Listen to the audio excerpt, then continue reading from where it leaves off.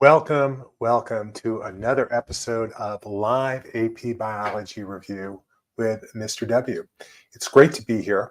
I believe that there was some confusion about the timing of tonight's show, and I am really sorry about that for those of you who might have been waiting or might have been confused, because I sure try and be reliable. That was good training when I was a classroom teacher, and class started at a specific time and I was never late. So anyhow, I'm really sorry if I caused anybody inconvenience, but I'm really happy to see a couple of people that are here, and that's great because that's what this is all about. So welcome, really great to see everybody. I'm going to adjust the screen a little bit. I'm going to put myself small left over the presentation. I think I want to be right here. That's not exactly right. I got to work on this a little bit. But anyhow, I'm really glad that all of you could be here tonight. So this is part of a series of live reviews that we're doing leading up to the AP Bio exam. The schedule is right over here. Turn on this little laser pointer. Let's try that again. How about that? How about that? Okay, so right over there. And if you go to learn-biology.com live reviews, you can see all the reviews of the same schedule. And this is about half of the live events that I'm doing. The other half are events that I do on Zoom. And for those, you got to have a subscription to learn-biology.com. And that's really only one of the benefits. The main benefit that you get is getting to go onto learn-biology.com, where you get all of the incredible learning resources that are there, and that includes a whole set of AP Bio reviews. But I will talk about that a lot, but I'm going to talk about it a little bit later. Tonight's agenda, we've been plowing through Unit 6 of AP Bio. This is what we've done already. The reason why I'm doing Unit 6 is I did a poll a couple of days ago on my YouTube channel, Science Music Videos, asking people which of the units they wanted to do. Unit 6 came up as the big leader, and tonight that leaves us with eukaryotic gene expression, mutation and horizontal gene transfer, and biotechnology.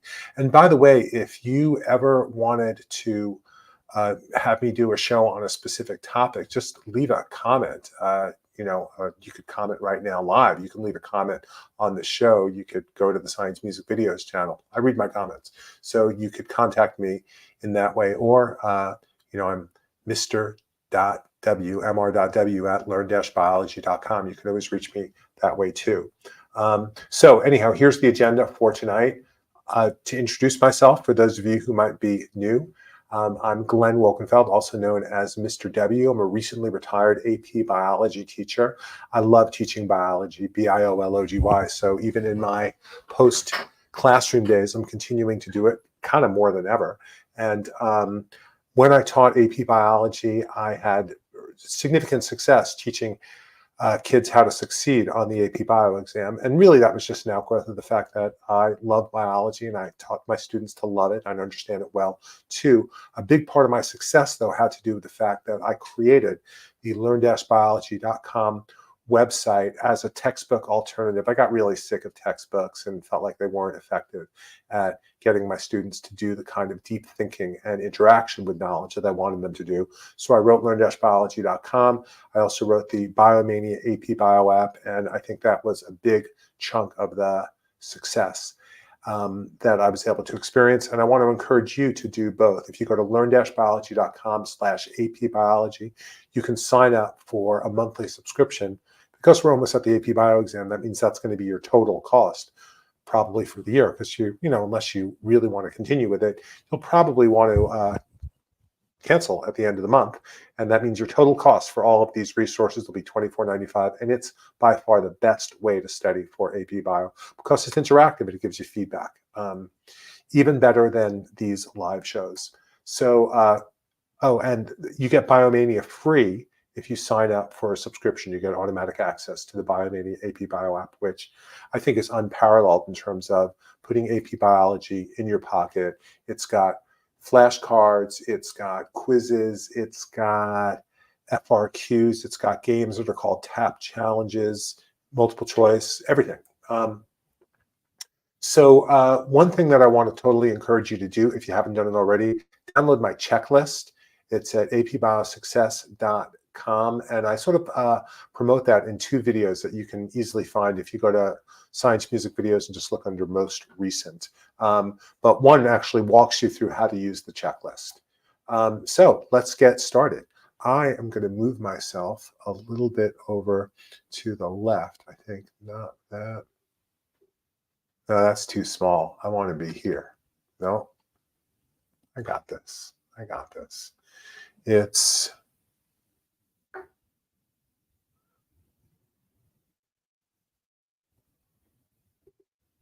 perfect. Okay, fantastic. So now we are ready to go. Here are some of the questions that we're going to answer in this section of this presentation, this topic 6.5, 6.6 of the AP Biology curriculum. And the first is, what are acetylation and methylation? Scary sounding terms. And eukaryotic gene regulation, much more complex. We did operons in the last show that we did. Got a song about operons, got a video about operons. Operons are pretty understandable. They're pretty straightforward negative feedback systems. Eukaryotic gene regulation is simply more complicated. And part of that has to do with the fact that eukaryotes are much more complicated than prokaryotes are. And so the systems that have evolved for turning on and off eukaryotic genes are similarly more complex. What is pre-mRNA? What are the post-transcriptional modification that has to happen to pre-mRNA in eukaryotes before it can be translated into protein? Key concept for understanding or being prepared for the AP Bio exam. And that relates to introns and exons and how it can actually increase phenotypic variation. Want to emphasize before we get too deeply into anything, though, that my #1 agenda in these live events is your questions. So I want everybody who's watching to just feel free to put a question into the comment thread at any time. I'll usually keep going until I get to the end of a section, just because that makes the replay a little bit more continuous. But I want to let you know that your questions are my #1 priority. That's the cool thing about YouTube Live. And it's really why I want to encourage you to purchase a subscription to learn-biology.com so that you can access the Zoom meetings that I do also, because that's where you really get the best of me. And you get the best of learn-biology.com. So gene regulation, why is it so complex in eukaryotes? Let's just talk about what some of the issues are. First of all, as opposed to being a single-celled organism, you and me and most of the other eukaryotes, there are many eukaryotes that are single-celled, but many of them are multicellular. It consists of trillions of cells organized into specialized tissues. That's a gene regulation issue right there. How does a cell know what to become? How does a muscle cell know how to become a muscle cell, a nerve cell know how to become a nerve cell? These, as we'll see, are all issues related to gene regulation. We've got 46 chromosomes, not just one circular chromosome. So which genes and which chromosomes are on, which ones are off? We've got 3 billion base pairs in every single haploid genome, which means, twice as many if you think about it in a diploid situation. So of all that DNA, which DNA is going to do something and which DNA is just going to sit there? These are extraordinarily complex issues. 20,000 genes, and obviously they're not all expressed in every single cell at the same time. And just to give one example that I really like, the lens of your eye is made of a protein that's called crystalline. That's the only protein that's made in those cells. That's pretty much the only gene that's being expressed. How do those eye lens cells know to just express that gene? And think about how disastrous it would be if there was confusion. Pinita, okay, Pinita, thank you for that question. I'll actually answer that now. Pinita has asked whether RNA can sometimes be double helical, and it can be. I don't know a huge amount about this, but I know that if you think about the taxonomy of different viruses, there are some viruses that have double-stranded RNA, those aren't really long molecules. Your DNA is literally, some of the chromosomes are hundreds of millions of nucleotides that form base pairs, so it's not anything like that. But there can be significant stretches of RNA that can be double-stranded. And if you think about molecules like even a tRNA has sections that are double-stranded. Most of it is like single-stranded, but parts of it kind of loop back upon itself. And when they loop back upon itself, there are complementary bases. And that actually is an important part of the structure of a tRNA. So, Pinita, thank you very much for that question. And another key principle of eukaryotic gene regulation is that every cell has the same DNA, but cells need to know which genes to express as they develop. Gene regulation is also influenced by the environment. And just to give you an example, I'm a swimmer. I'm not a very good swimmer, but I like to swim for exercise. I swim at an outdoor pool, and I've been putting on a pretty nice tan lately, though I'm realizing you can't really see that in the kind of light of this. Well, what's going on? My cells, my melanocytes, are expressing melanin. That means that they're turning on certain genes in response to an environmental cue. How does that happen? Okay. And then just to take away the fact that of the DNA that we have, of those, 3 billion bases in the haploid genome, most of them don't seem to be doing very much, or we don't really understand very much about what they do. They don't seem to code for proteins.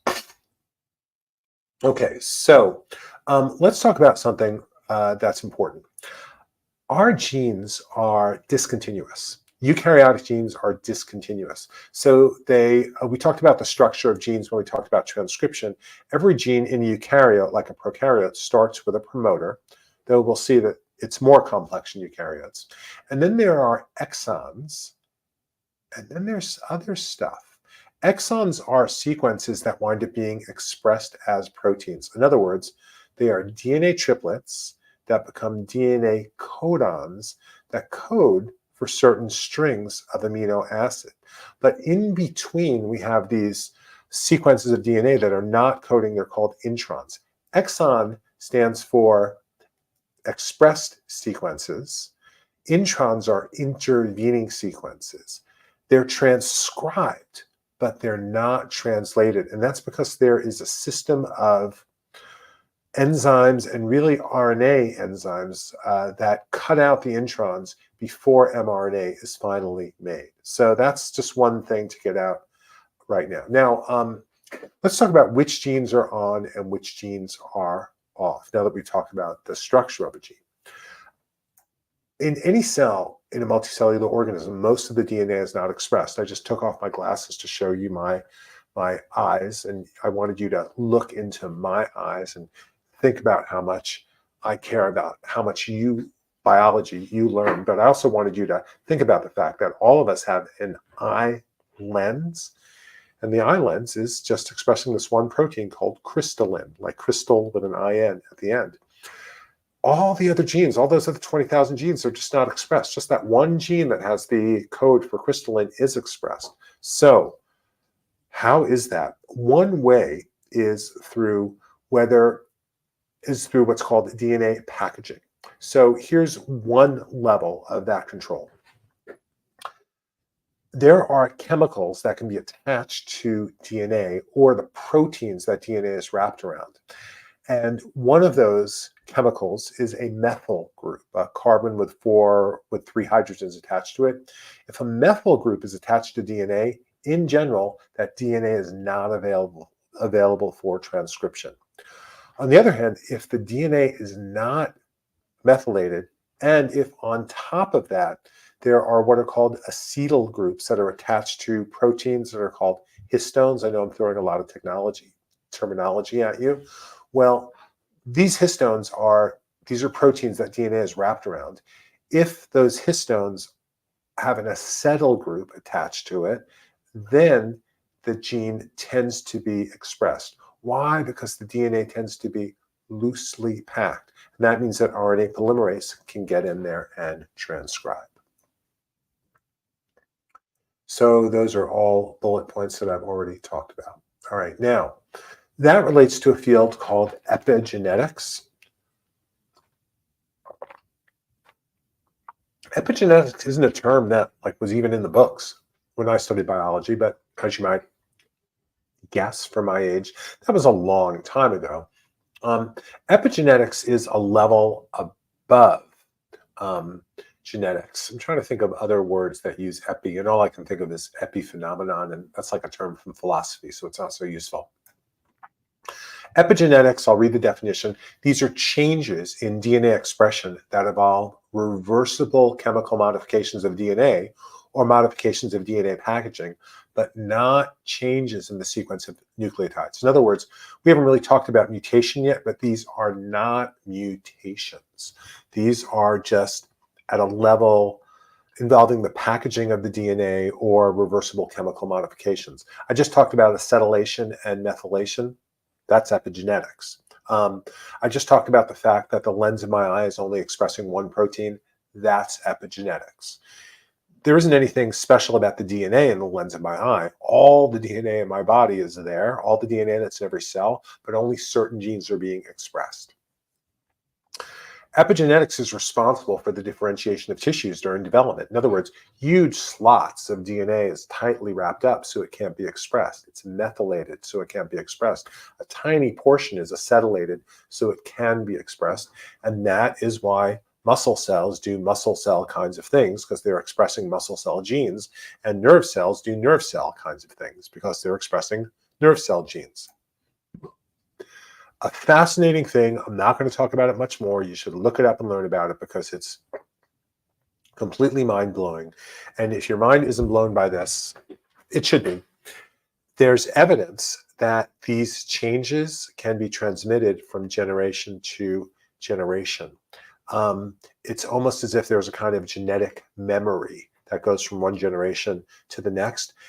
This is mostly involved in things that are somewhat traumatic, unfortunately. So like, for example, in Holland, in the period around World War II, during World War II, there were periods when there was a huge amount of starvation throughout the country.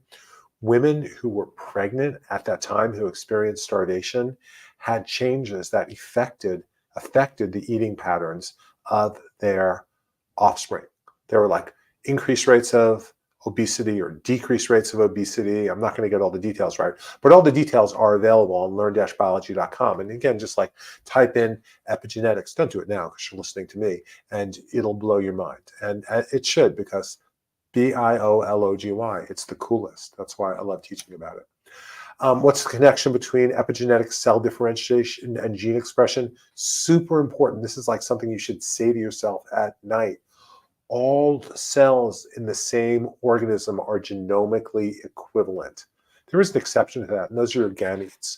But everything else besides the cells in your gametes, they're the same. Your skin cell, your muscle tissue, the cell that makes up the lining of your stomach, the cell that creates fingernails. All of the cells have the same genes.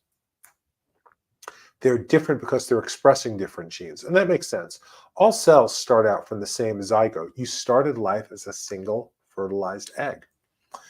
Then that zygote developed, and through mitosis, it passed on all of its genes to the next generation. Cells differentiate because they express different genes.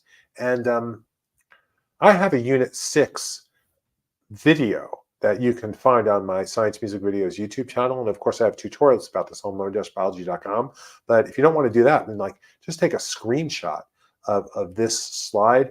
It's so important. I'll almost guarantee that there'll be a question about this on the AP Bio exam or something related to this idea. All cells have the same genes. Cells are different. Tissues differentiate because they express different genes. So, you want to remember this and this. That's the key. What are the differences? There are differences related to what we've talked about: methylation, acetylation, how the DNA is packaged, how it's wound up around chromosomes. How the DNA is packaged, how it's wound up around these proteins that are called histones. And that's essentially the deep structure of chromosomes. This is a terrifying picture, and most AP Bio teachers live in fear of it. It might not mean that much to you. A picture like this appeared on one of the AP tests a couple of years ago, and it just sort of freaked everybody out. I wouldn't worry about it too much, but I'm sort of paying lip service to this thing that's an AP Bio teacher culture. Transcription in eukaryotes is a bit more complex than it is in prokaryotes, the operon system. Eukaryotes possess all of these regulatory DNA sequences, some of which can be actually far away from the expressed genes. So like here's the gene. This would be the promoter over here. And these are regulatory sequences that can be thousands of nucleotides away. And they're producing regulatory, they have regulatory effects. They can also be turned off and on by factors in the environment. So these sequences include promoters over here at letter D, enhancers, those increase the expression of genes, and then interactions between a whole slew of proteins, activator proteins that are shown at B, DNA bending proteins that are shown at F, mediator proteins at G, and general transcription factors at H. All of those enhance the binding of RNA polymerase and make gene transcription possible. And in terms of like, what would I take away from a picture like that? I would take away the idea that many things need to happen in eukaryotes in order for RNA polymerase to bind and transcribe a gene. A lot more stuff than is involved in prokaryotes. And you'll never have to be able to distinguish between this and this, because these are all essentially symbolic drawings of very complex proteins. But know the general idea. Many things need to be interacting to form what's called a transcription complex that enables RNA polymerase to bind and then transcribe this eukaryotic gene. There's also the issue of the fact that different tissues can have their gene expression coordinated. And during development, different tissues express different genes, but they can also share common regulatory sequences. So I use the example of a lion, but I don't have to use the example of a lion. It could have been a person, but I didn't want to talk about a person.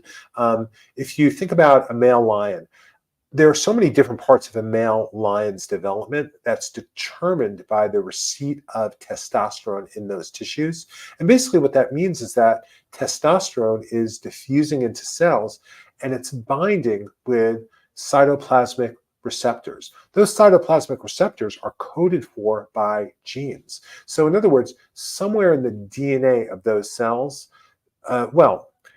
in the DNA of all cells, there's a gene, but in the DNA of the cells in the back of a male lion's mane and in the male lion's muscle tissue, for example, there are genes that are being expressed that make it respond to the testosterone signal. And that, of course, leads to the expression of certain genes. And different tissues in different parts of the body are responding in the same way. So there are sort of two levels to this. You want to think about the fact that the hormone is coordinating expression, but the hormone can only coordinate expression if these cells are receptive to the message.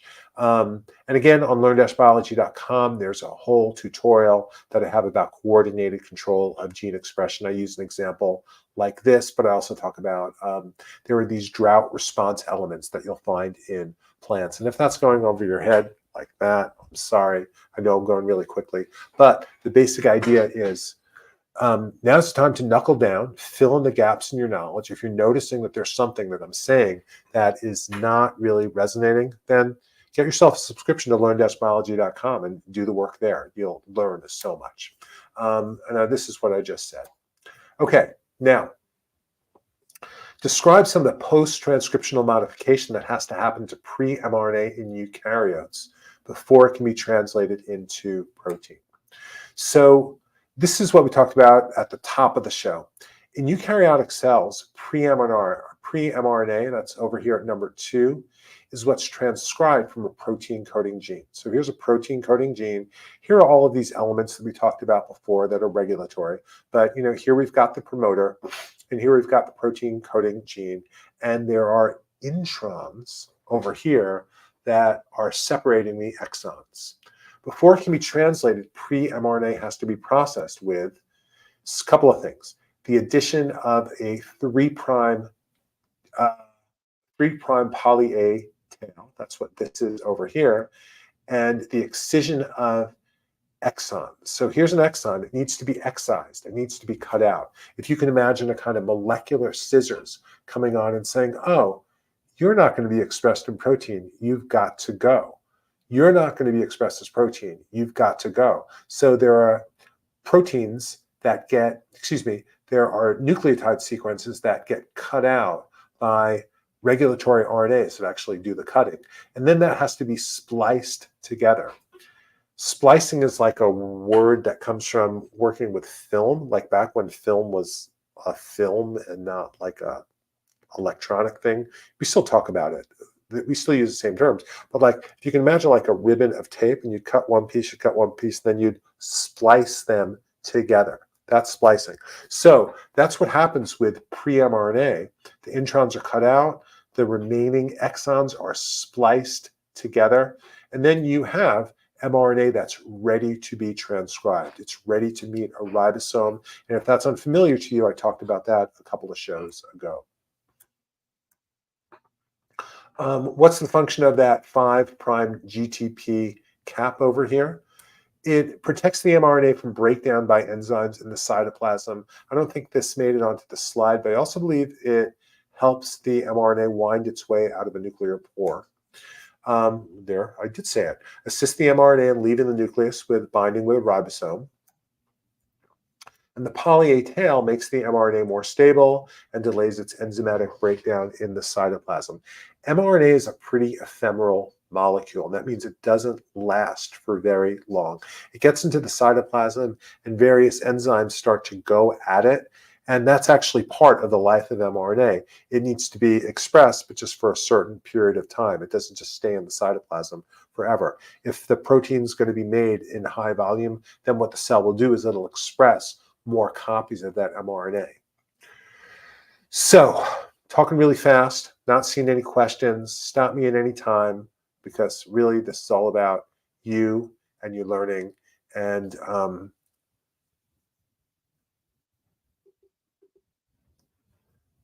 I think I'm going to hang out in this part of the slide for a little bit. Explain how the organization of eukaryotic genetic material into introns and exons can increase phenotypic variation. So you got to take a close look at your screen to see this. But basically what's going on here is that we have a system where there's a protein that has 6 exons that are interspersed with introns. The introns get spliced out. The exons get taped together, probably using that word incorrectly now that I think about it. But the exons form one continuous RNA that's like ready for showtime, ready to be transcribed. But a kind of trick can happen, a cool molecular trick. Notice that in this ready to transcribe sequence, we've got exon 1, exon 3, exon 4, and exon 6. We've dropped out 2 of the exons, but it's still a functional protein. And that's because proteins are really organized into domains. A domain is like a functional area which has a specific shape. So in this protein formation, you can have 1, 3, 4, and 6, and the protein will still do its job. But then there's another way that this can be organized into exons 1, 2, 5, and 6. And the shape is a little bit different, and it can still do its job. And in this one, yet there's one more, exon 1, 2, 4, 5, and 6. And again, we've got another kind of protein. So the idea is this. There's not always a strict correspondence between each protein coding gene and a specific protein. It's kind of like each protein coded gene can be mixed and matched in a variety of ways to form a closely related family of proteins. And that's what we've got going here. I tend to run ahead of my bullet points, so I'm just going to see if I got all the bullet points here. Good. Yeah. So the main thing is I didn't say the name of this process. It's called alternative splicing. I see a question. Okay, so actually, Pineda, this is a great time for us to review this. And I actually didn't review this in the last live. I just did this at the top of this show. Exons are DNA and RNA sequences, so sequence of nucleotides, that wind up becoming expressed as proteins. Just remember, EX in exon and EX in expressed. Exons are expressed. Introns are in DNA. They're also in pre-RNA. They get transcribed, but they are intervening. And to intervene is to get into the way of somebody. Like if two people were going to have a fight, you could intervene in their conflict and you could do a problem solving session. And then those two people could, you could squash the conflict. Those people could, go their separate ways, maybe even become friends one day. It's a beautiful idea. But more relevant is to intervene, is to get into the way, is to get in the way of something. So these intervening sequences, they get in the way of the expressed genes. So that hopefully answers your question, Benita, and I really appreciate your asking these questions. Okay. Small RNAs also play a role in eukaryotic gene regulation. I'm doing a lot of talking, so I need to be drinking a lot of tea to soothe my throat a little bit. Here's DNA. The DNA gets transcribed into microRNAs, and those RNAs get processed a little bit. And they play a role in post-transcriptional control of gene regulation. So everything we've talked about has involved control at the level of transcription, switching around the exons, things like that, or adding that G3P, the G3P cap or the poly A tail. It's not a G3P, GTP cap. But another thing that can happen is there are RNAs that can act to silence other RNAs. And basically, there are microRNAs that get produced under certain circumstances. And what they'll do is they'll go out into the cytoplasm, and if they partially match an mRNA that's being transcribed, they'll bind with it and they'll pause transcription. If they completely match it, they'll cause transcription to end. This is a way that the cell can create very complex feedback loops that actually control the amount of protein that gets produced from a specific RNA. And just so that you know, like a lot of the stuff is just being figured out. But know that one of the roles that RNA can play in the cell is it can be regulatory. And small RNAs play a regulatory role in a process that's called RNA silencing. Okay, complex stuff. Any questions about eukaryotic gene regulation? Because we're moving on to a new topic. Yeah, new topic coming up. Yeah, see that? Love that. In fact, what I'm going to do is this. I'm going to go like this.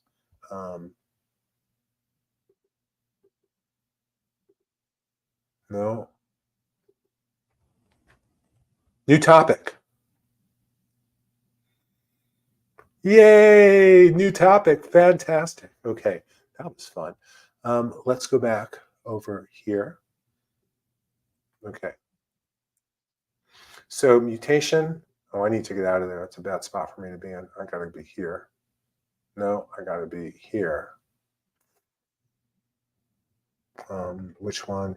Me, small left. Look for the two guys. Okay. So here are some of the questions we're going to talk about now. What's a mutation? What's a point mutation? Distinguish between silent mutations, nonsense mutations, and missense mutations. And mutations can be positive, negative, or neutral. Explain.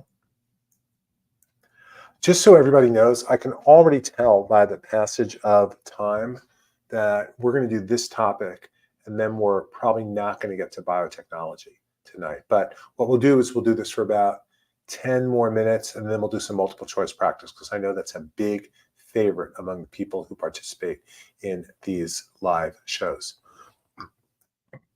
Mutation is a random change in DNA or even an entire chromosome. A point mutation is a change in a single nucleotide. So this nucleotide here changed from C to T. What causes mutations? They can happen randomly. They can happen because of errors in DNA replication. DNA is a high fidelity molecule, but it's not perfect in terms of the fidelity of DNA replication. And there can also be environmental influences that cause mutations. So like, for example, I told you that I'm a swimmer. If I don't protect my skin, then ultraviolet radiation can actually cause mutations in my DNA. And that is actually why people who have too much exposure to sun can wind up getting skin cancer. I'm trying to avoid that. You probably need to be better about it. So there are a couple of classes of mutations to know about, and this chart really gets at it. You need to be able to distinguish between silent mutations, nonsense mutations, and missense mutations. So here's the original DNA, here's the mRNA, and here's the protein. So this mutation over here, where we change the C to a T, that's called a silent mutation. Why? Because the genetic code is redundant. And what that means is that multiple codons can spell out the same amino acid. So in this case, AAA and AAG both spell lysine. So if you have that mutation, it's silent. There's no effect. Your DNA is different. If this were a mutation in your germ cells, you'd actually pass that mutation on to the next generation. But there'd be no effect phenotypically. Same amino acid. Here's a mutation that's called a nonsense mutation. In a nonsense mutation, what we've done is we've changed this T over here to an A. So this was TTC, now it's ATC. Well, that happens to code for a stop codon. That's called a nonsense mutation. The stop codon is being coded for instead of an amino acid. There's also a missense mutation. TCC replacing TTC, that in the mRNA, the codon changes to AGG instead of AAG. And then what we're doing is, if we went to our genetic code dictionary, we're coding for a different amino acid, arginine instead of lysine. And the effect depends on the chemistry of the substitution. So here's something to pay attention to. Notice that this amino acid ends in an amino group, and this amino acid also ends in amino groups. They're both basic in terms of their chemistry. That might not have a large effect on the protein because it won't affect the tertiary structure of the protein. And bam, that's what we want to do. We want to be connecting concepts at this point in the course. So now we're connecting mutation to protein structure, Unit 6 with Unit 1, and we'll see that we can connect this with evolution as well, so connecting it with Unit 7. So that's not a big deal, or it might not be a big deal, but if we were to substitute lysine with threonine, that comes when you mutate TTC into TGC, and when you look it up, when you look up the codon in your genetic code chart, you wind up coding for threonine. Big deal. Why is it a big deal? It's a big deal because that significantly changes the tertiary interactions that lead to protein structure. So that's what's going on there. Another kind of mutation to know about is called a frame shift mutation. And the way that I like to teach this is through a simple sentence. And notice that the sentence is consisting of 3-letter words corresponding to the idea that codons have 3 letters.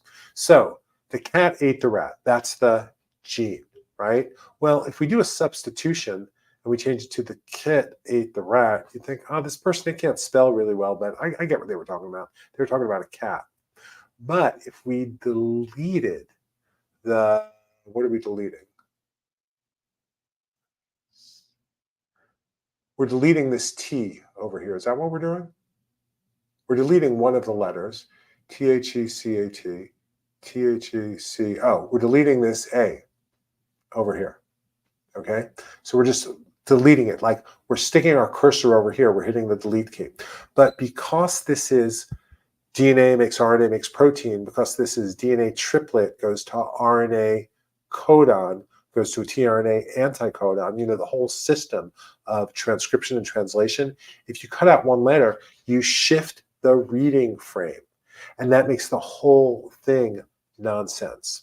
The way that I like to think about this is, you know how sometimes when you're at your keyboard and you don't pay attention and you just move your hand over so that, like, instead of your pinky being on the A key, it's on the S key. Yeah, everything's like shifted over one key to the right. Then what you type is complete nonsense. That's what a frame shift error is like. Okay, so here's an example. Here's the gene, right? It's AUG, AAG. AUG, AAG, but what we're going to do is we're going to cut out this U over here. So the first base in the third codon, and that basically changes this phenylalanine and glycine to leucine and alanine. So we have missense over here, or you can do the same thing, note, if you insert a base. And you can't really predict what's going to happen. But in this case, you wound up coding for a stop codon. So what you have is just nonsense all the way. So that's frame shift. Basic idea, frame shift, much worse than substitution. Usually much more extensive changes. Sickle cell disease is a big favorite of the College Board, and that's because it's really a big favorite of everybody who teaches or studies biology.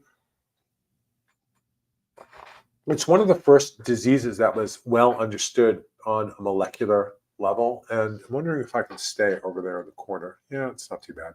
I'm going to pop over here for just a minute. That means going like this. Okay, so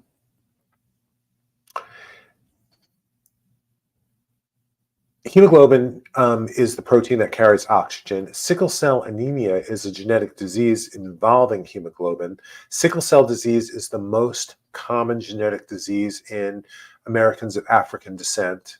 I could have talked about cystic fibrosis, but cystic fibrosis, A, was understood much more recently, and it's actually genetically kind of more complex. There's a whole series of mutations that underlie it. So we typically talk about sickle cell disease and as a way of illustrating the effect of mutation. So basically, here's the deal with sickle cell disease. Hemoglobin, that's just what I said. What causes sickle cell disease? There's a missense mutation in the 8th DNA triplet that mutates from GAG to GTC. Okay, so that's in the DNA.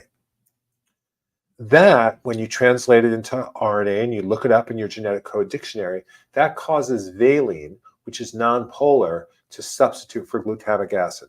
So it ain't silent, and not only is it not silent, it's a big change. You're substituting a nonpolar amino acid for an acidic amino acid over here. And that one little change causes hemoglobin molecules, which normally are quite independent, to interact with one another. They form these very weak hydrophobic bonds with one another, and they form these kind of spikes. So there's kind of like a line of hemoglobin that forms over here. And I'm going to put myself up on the top so you can see this a little bit better. Yeah, nice. So, and basically what that does, better over here, is that causes the cell to become spiked and sickle-shaped. And then when it's passing through the smallest capillaries, it gets stuck. And it causes these incredible pain crises. And it's a debilitating disease. The cool thing is that sickle cell has now, like, the advances in sickle cell treatment are unbelievable. So this reflects two things. It reflects medical technology advance, and it reflects how old I am. When I started teaching, I was 27 years old when I first started biology class. I'm going to tell you what year that was. It was 1987. Sickle cell was almost kind of like a death sentence for the kids who had it. Now, kids who were born with sickle cell, and you have to inherit 2 alleles to get the disease. So you get one from your mom, one from your dad. people who have sickle cell have hard lives, but they live and they have kids and they're in the community. There's just much, much better treatment and much, much longer lifespan. And for that matter, I started by talking about cystic fibrosis. A fascinating article that I just read is about cystic fibrosis. It hasn't been really cured, but like the treatment for that has changed so much that people who were almost certain to die by the time they were 20 years old are now like living their entire lives. It's quite extraordinary. So what's the big takeaway? One mutation can have a huge phenotypic effect. All right. So I'm seeing a very, very sweet comment from Zane Rizvi. And thank you so much. That makes me feel really, really good. And, again, love you too. And that's why I'm doing these shows, because I love people who are learning biology. And I'm really, really happy that you're here watching this show. So thank you so much. I think that's everything that I talked about. So another thing to know about, mutations can be positive, negative, or neutral. What does that mean? Wow, it's getting later than I thought. It's because I love doing this, and maybe I talk too much. I don't know. I just have a lot to say about this stuff because I love it, and it's just so phenomenally interesting. So mutations can be positive, negative, or neutral. What does that mean? Well, a mutation's effect is almost always dependent on the environment that that organism who has the mutation is in. So a positive mutation improves a phenotype in a way that increases evolutionary fitness. A really important case study to know about is the one of the 3-spine sticklebacks that have lost their pelvic spine. There's an HHMI biointeractive about this. And again, one thing that I tell my students, or that I told my students since I'm retired now, is that there's like a love affair between the College Board and the Howard Hughes Medical Institute. And the Howard Hughes Medical Institute puts together these very data-rich student activities with videos that are narrated by one of my heroes, a guy named Sean Carroll. He's a biologist from the University of Wisconsin. Those show up on AP Bio exams so much. So if you, I would suggest you spend your time on learn-biology.com and doing the review activities that I have recommended for you in my plan and stuff like that. But if you have even more time over the next, it's 2 weeks from today. 2 weeks from today, you're going to be done. You're going to be done with the AP Bio exam. I can't believe I didn't start off the show by talking about that. But there are these fish that got stranded in these lakes in Alaska. They were once, hello, Pars. They were once, I'm going to start the story again. The fish are originally marine. They live in the ocean. But they migrate to freshwater lakes and lay their eggs, kind of like salmon do, if you're familiar with that fish. During the Ice Age, there were some lakes that essentially got cut off from the sea. And there were fish that survived. They could live in fresh water, and they wound up developing a lifestyle where their entire life cycle was lived in fresh water. They never went back to the ocean. They're still sticklebacks. I don't really know if they're different species altogether, but they developed a mutation where they lost their pelvic spine. So this is your pelvis over here. This is equivalent to the pelvis of a human being. And the marine form has this pelvic spine. The freshwater form doesn't. Why? In the marine form, these actually are effective against predation. A big fish tries to swallow the small stickleback, and they can't really swallow it because of this pelvic spine. But in the lakes, those big fish aren't there. There are dragonflies there. And the dragonflies actually can, unbelievably, dragonfly larvae, they can prey on sticklebacks by grabbing onto their pelvic spine. So it was detrimental to have a pelvic spine. A mutation didn't arise because of that. A mutation spontaneously arose. Those fish that had those mutations, they survived better. It's a positive mutation. It increased survival. Okay, so that's the basic idea. Now, a negative mutation reduces fitness. We just talk about sickle cell anemia, right?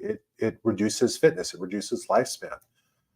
And a neutral mutation has no effect. It might be silent. But here's the thing to note about sickle cell, that this is so cool. I'm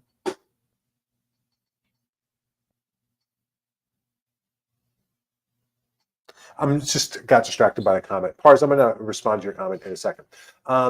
Sickle cell anemia, it's bad if you've got 2 copies of the gene.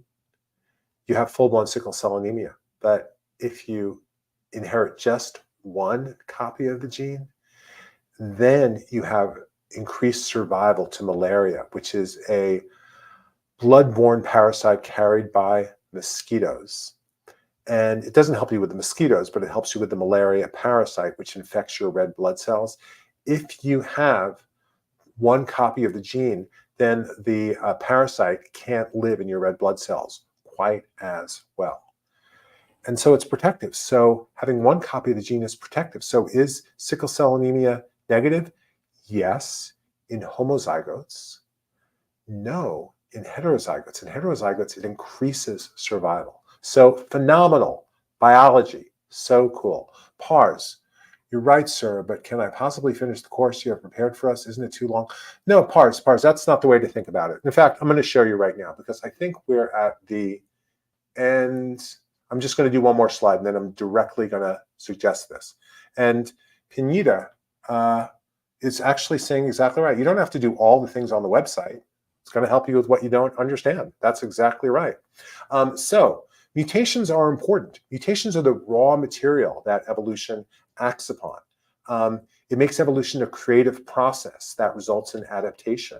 And without mutation, then natural selection could only cull harmful variants. But like the reason why we are the incredible multicellular creatures that we are, that are talking about biology, is because of mutations that led Homo sapiens to develop into its current form.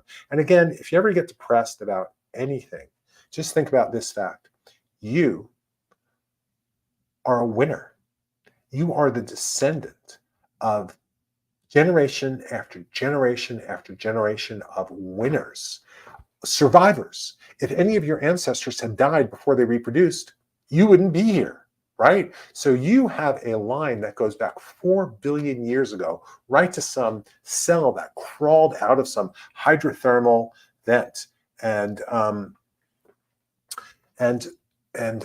that's really what it's all about. So Pineda, send me an email and let's work on that. I'm just gonna it's Mr. W at learn-biology.com. So we'll figure out something. And Pars, watch this. Okay, so we're going to take a break from this and we're going to go to I got a slide that I have to show though. Sorry, I'm going to stop the show for a minute. Just going to go here. And we're going to go here. I thought we'd be further along, so I just have to show this slide. Okay, listen to this. We're going to do some AP Bio Review. Multiple choice questions. Yeah. Okay. So that's what we're going to do right now. We are going to do some multiple choice practice. I am in the wrong spot. I got to get over to the left. I'm going to figure this out eventually. That's me clicking this button over here. Yeah. And so here's what we're going to do. I am going to type into the browser and you can do this. Well, if you did this, then you wouldn't be watching the show anymore. But we're going to go to learn-biology.com. Okay. Once you get to learn-biology.com, hit AP Bio Review. So, Pars, I do have an entire course, but you don't have to do the entire course. It's too late to do the entire course. There are 8,500 students who have done the entire course, but they've been working on it with the hundreds of teachers who use learn-biology.com instead of a textbook. That's not what you're going to do. What you're going to do is what we're going to do right now. You want to learn more about Unit 6. So you're going to go to AP Bio Review. You're going to go to this menu and you're going to hit Multiple Choice Review. And then you're going to say to yourself, oh yeah, I want to do some review of Unit 6. So you're going to hit Start Quiz. You're going to be logged in already. You'll have your account. That's going to give you access to the whole thing. You're going to go like this. You're going to go like this. You're going to expand Unit 6. And then you can do anything that you want. Like you can do any of the subtopics that are here. So if, let's see, tonight we were working on mutation, and this is kind of a combination of last night and tonight, gene expression and cell specialization. So you click that, and just by doing that, you get access to as many as 25 questions just about that topic. The whole database of questions has 475 questions in the entire database. In addition to that, I've got flashcards, hundreds of flashcards, over 100 FRQs. So really, that's what you're paying for the $25. It's $24.95 actually. And you also get the Biomania app. But Pineda, I would encourage you to really stretch yourself if you can. We can talk about this because the Biomania app is $19, and for $25 you get the website and the app, and the website gives you all the tutorials too. So it's a much better deal to spend the $24.95. And also, I mean, you also get access to the Zooms. So Pars, I don't know what else I can say to tell you about this, but like, this is what you're paying $24.95 for. And I just put together a video. It's called A Plan for AP Bio Success. Should I show you that? I'm not going to show you that right now. I'll show you that at the end of the show. But I'm going to set the number of questions to just 10. And so now we're going to choose 10 questions from this set of 23. And let's just see what comes up. So this is the interactive part of the show. And what you're going to do is you're going to respond to these questions. The questions aren't numbered, but 1, 2, 3, 4, 5. So the reason why neurons differ from skin cells is that the neurons, 1, have transposes inserted in different sites of the genome. 2, have different kinds of genes. 3, have different kinds of ribosomes that utilize different genetic codes. 4, express different genes. 5, have different numbers of chromosomes. What is the answer to that question? 1, 2, 3, 4, or 5? Put it in the chat. Just do it like that. Okay.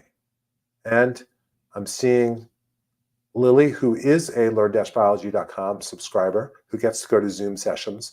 And she put 4 in. Anybody else? Any idea?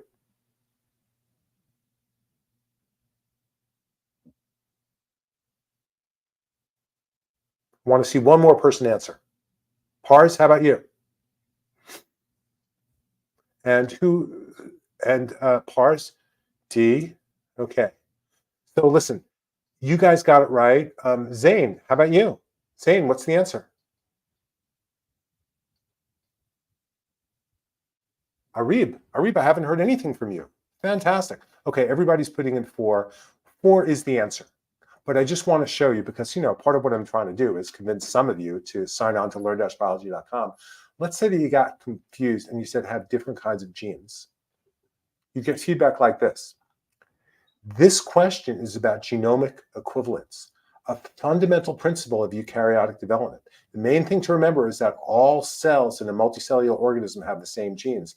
But while the genes are the same, the mRNA produced is different. See if you can connect that to one of the other choices. So what I do is I give you a hint. And then you have to think about that hint, and you're like, oh, yeah, it's probably 4. And then I'm going to give you that question again. And we're not going to see that because we're not going to spend enough time doing that. But Pars, that's what you're paying. That's what you're paying the $24.95 for. All right. It's this kind of interaction. But not only on this, it's on flashcards, it's on FRQs, it's on these fabulous games that I have called Tap Challenges, which maybe I'll demonstrate just for fun. Okay. Great, a question about mutation. Imagine that an error has occurred during DNA replication in a cell. The error substitutes a G in place of a T in one of the cell's genes. Which of the following is the most likely effect that this will have on the cell? All right, so, Pineda, I'm so glad to hear that. Each of the cell's proteins will contain a correct amino acid. The amino acid sequence of one of the cell's proteins will be completely altered.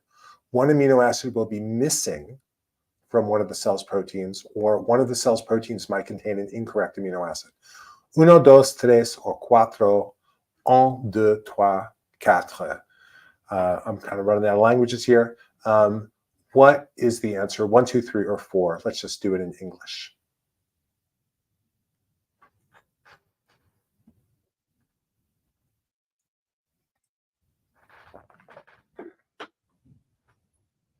Anybody?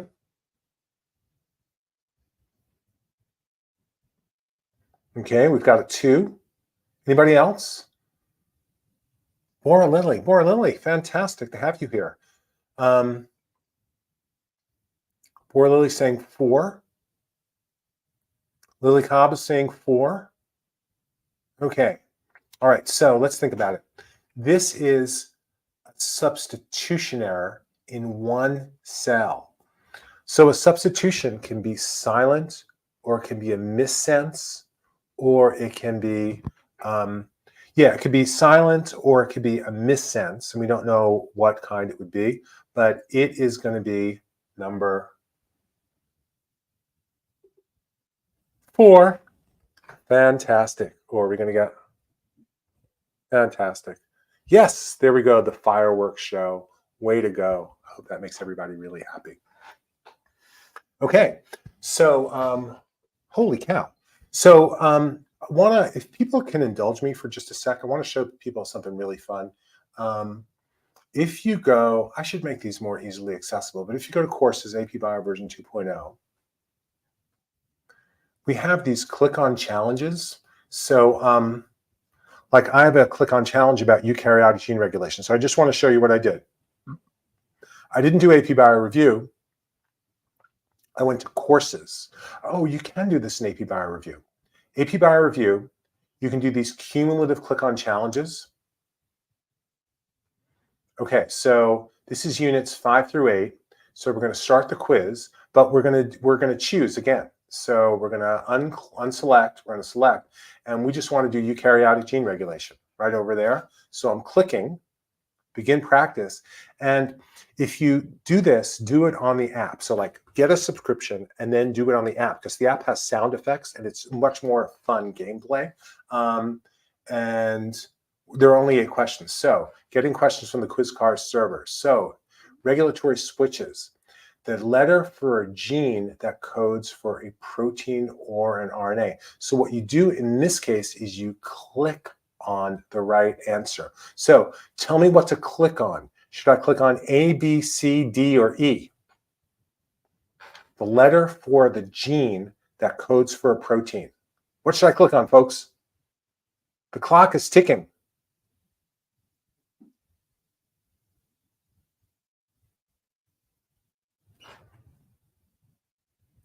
These, okay, so if you click on A, look what happens. Hint, find DNA that the RNA polymerase is transcribing. This is RNA polymerase. So when this comes up again, it's going to be C. But now we've got another question. What's the letter for the promoter? What's the letter for the promoter? The letter for the promoter.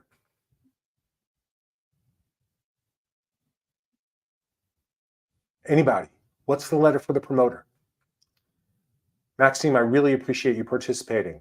The letter for the promoter is C. Look, promoter, wait. Oh, shit. Oh, my God. I just did that, and like everybody heard it. I'm really sorry. It was B, and now like everybody heard that. It was B. So now regulatory switches. Regulatory switches.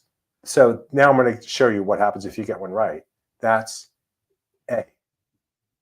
Awesome. The regulatory switches are at A. What's the letter for a gene that codes for protein or RNA? We know what this is because we got it wrong before. It's D. Okay? Hint, find the DNA. The letter for a gene that codes for protein or DNA, and that is, that's over here. Bam. The letter for RNA polymerase, that's D over there. Exactly. Letter D is the RNA polymerase. The letter for RNA, that's E over here. So what you'll see over here is that this is a speed challenge. So the clock is ticking and it's a game. So think about how much DNA, think about how much biology you would learn by playing games like this. In any case, folks, our hour has come to an end. I hope this was as fun for you as it is for me. And I just want to emphasize, if you really want to have more fun, then just do the following. I'm going to go back to our slideshow. It's going to take a couple of clicks to get back there. Here we are. Okay. Here we were. We're going to go to the next slide. We're going to go here. Download that checklist. All right. That checklist is going to be the key to your AP Bio success. It's just full of great resources. Those resources are all dependent on you using learn-biology.com. Keep on attending these review sessions. Go to learn-biology.com/live reviews. Forgetting when the next one is, but you can go look that up. That's wrong. Sign up for learn-biology.com. Sign up for learn-biology.com because that's how you can get the practice that I'm giving you in just tiny little snippets during these reviews. But you know, everything is there. I've got videos, I've got all the reading. You can learn so much biology. There is so much time to learn a lot of biology. Like there's 2 weeks to go. And like if you spent an hour a day, and in fact, here's one more thing that I'm going to leave you with. I'm going to go to Science Music Videos. How am I going to do that? I'm going to go to www.tube.com. And I'm going to go to Science. I should have a link for this. I do in my other browser. Boy, typing while people watch, that is really something. Okay, Science Music Videos throughout the channel. So let's go here. Let's go videos.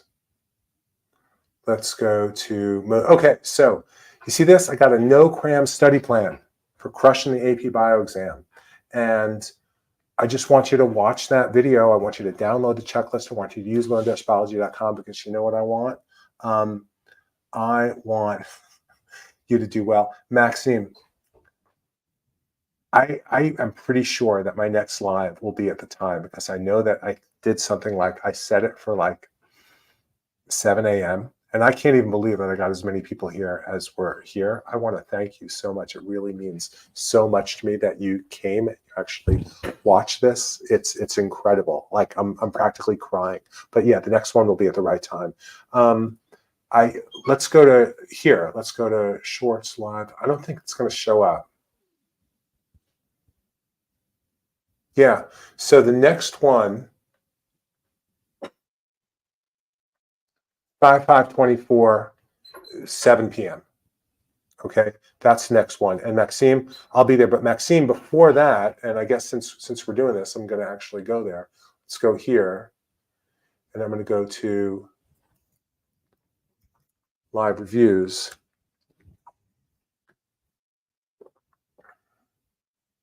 If you want this in a million times more powerful format, on May 6th, I have a Zoom session. The Zoom sessions are much smaller and they're much more interactive. And like you can ask me questions and we can look at documents and things like that. So again, that comes with your $24.95. So look, folks, you've stayed late. This was super fun. I love doing this. We're doing one again Sunday night, Monday night, a Zoom session. You guys are awesome. I'm so grateful to you for letting me teach biology because it's what I love to do the next. And the next YouTube live should be on May 5th. That's right. So folks, I want to see emails from you, and I'll get an email if you go to Learn-Biology. And what you do is you go to Learn-Biology, you hit the AP Bio student, and you just you click Get Started Today, and then you sign up. So I want people to do that. Talk to your parents if you need to. It's $24.95. I know that that's not nothing. But I also know that it is the best bargain in biology education. You can learn so much, and you'll get to spend more time with me doing this. So I'll see you there, folks. Good night. Love you all. This was fantastic, and I'll see you on learn-biology.com. Everybody be well. Have a good, safe weekend. Oh, I mean, this is kind of crazy. I am offering this exclusive. It's a 5-hour session, but it costs a lot of money. It costs $300. So if you're interested in that, you can look at the video on Science Music Videos. It's called Crash Course. So Science Music Videos, look at the crash course videos and you can learn details about that. So I hope to see you everywhere. There's only 20 seats for that, so you have to sign up for that soon. Everybody, be well. You guys are the best, and see you soon. Thank you.